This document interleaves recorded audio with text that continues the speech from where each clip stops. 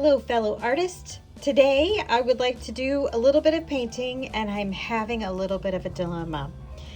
I recently did a video where I showed the difference between, it was just very subtle, the difference between single pigments and then granulating pigments, which is, multiple pigments in there.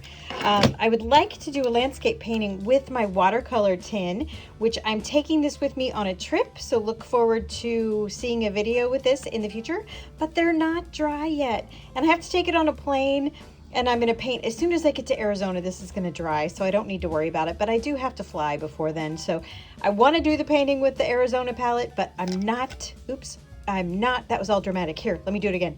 How dramatic was that? Anyway, so I have decided that I will attempt to do a blob watercolor painting with my other set of Kuretake granulating watercolors, and I did just order the new Emma LaFave granulating set. I'm so excited to get that. So last time I did a painting, I'm going to shut this, sorry. Last time I did a painting was a blob watercolor painting I did sort of a wet on dry and then a wet on wet technique. Today I would like to do a landscape painting with a wet on wet. Also, I have this learning notebook, which is also sort of my teaching notebook as an introduction to watercolor. I teach very basic watercolor classes. Just to let you, I'm going to show you, this is how I've got it set up at the moment. So basically, watercolor is paint and water, and of course paper. The paint itself, though, it's pigment, binder, and some additives. And so the pigment is this finely ground particles, which gives you the color or the hue. It's got this binder, which is a gum arabic or a resin. That is what, that's my, that is my needed eraser. It allows this to be reactivated. So these are dry right now, but I can reactivate it because of the binder in there. And then it has some additives, which when I looked it up, glycerin or honey. It's got some preservatives so it doesn't get mold, because yuck. And then it also has these surfactants, which improve the spreadability. So when you have a blob, when you have a puddle of water and you touch paint to it and the paint spreads, that is what that does. And then also, watercolor is water. So if you have more water in your paint, you're going to have lighter values. You're going to have a lot more flow, but you're also going to risk blooms and backruns.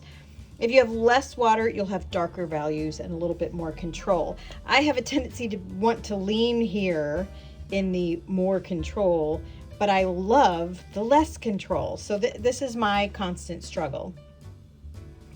And here's an example of the different things you can have for, also with watercolor. We can have, your paper can be wet, damp, or dry. So wet is a shiny puddle. Damp is sort of this little sheen that you can see. I'll hold the paper up so you can see. And then dry is, of course, matte. Your paint can be wet or dry. So if I were to create a big puddle here, that was very, I don't have any water yet. That was very, very fluid. That would be wet. If I would come directly out of a palette, it would be more of a thicker paint.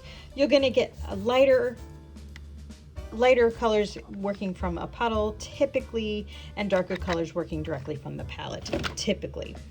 And then there is your brush, which this is, I think a lot of teachers don't really teach this. So a water control with your brush is huge. So if you have your brush, my paint brushes, or my paint cup is very dirty, come straight out of the water, it's wet or dripping. It can be damp if you touch it to a paper towel, or it can be dry if you touch it a lot to a paper towel. So if you can see that is sort of dry brushing right there. This is sort of, I did this one wet. It's with the one of the granulating colors. Can you see how awesome that is? That's what granulating colors do. Anyway, okay, so that's all I'm gonna go through for here. I do have more lessons within here that I will do in future videos, but for now, I've talked long enough, and we will attempt a blob landscape. Let's get to it.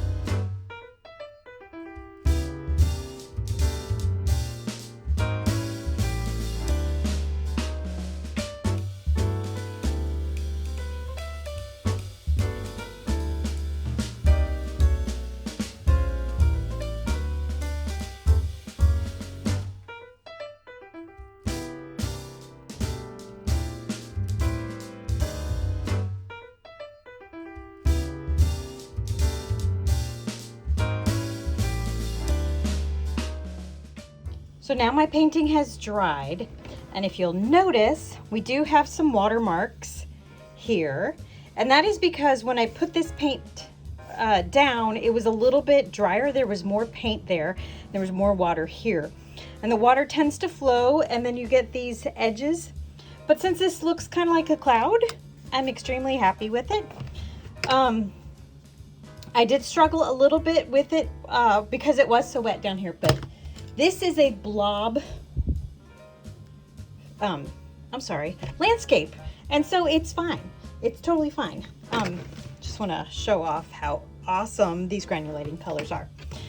Okay, to finish this off, I'm now going to use a micron pen. I've got an 05 here, and I'm just going to draw some details. I might paint a little bit more too. I'm not sure yet.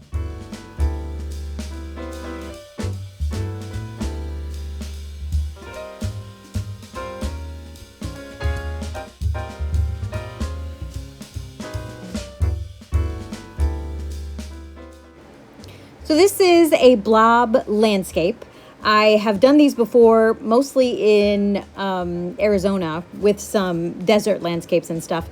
You can get a better composition than what I did here, but this was just to demonstrate that it could be done and that it's lots of fun, and also how much I love those Kuretake granulating watercolors. Thank you. Have a great day.